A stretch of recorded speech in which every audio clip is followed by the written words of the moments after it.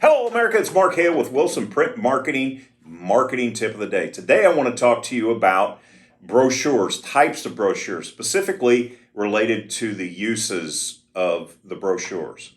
So, there are four basic types of brochures that you can use with your business. You've got one, which is a basic information type brochure, which gives information on products and services that you have in your company. It's a very informative, tends to have a lot more copy in it than it does pictures, photos, or graphics, but photo and graphics definitely help.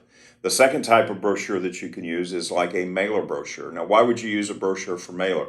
You can use them for lead generation to generate leads because it is a little different than a postcard or a letter. It comes as a trifold self mailer. And even more importantly, you can use them as a follow up material because if you get leads or if you've talked to a customer and they don't buy immediately, you want to send them another follow up piece to keep your company and your offer in front of them. You have a trifold brochure designed specifically for that function.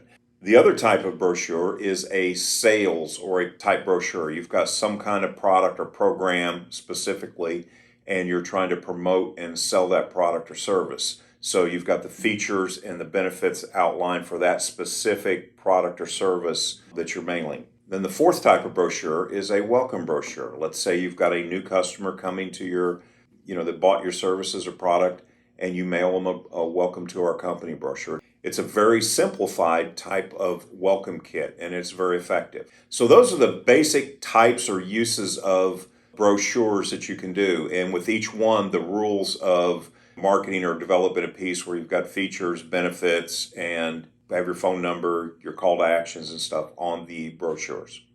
Hope that helped. I want you to have a great day.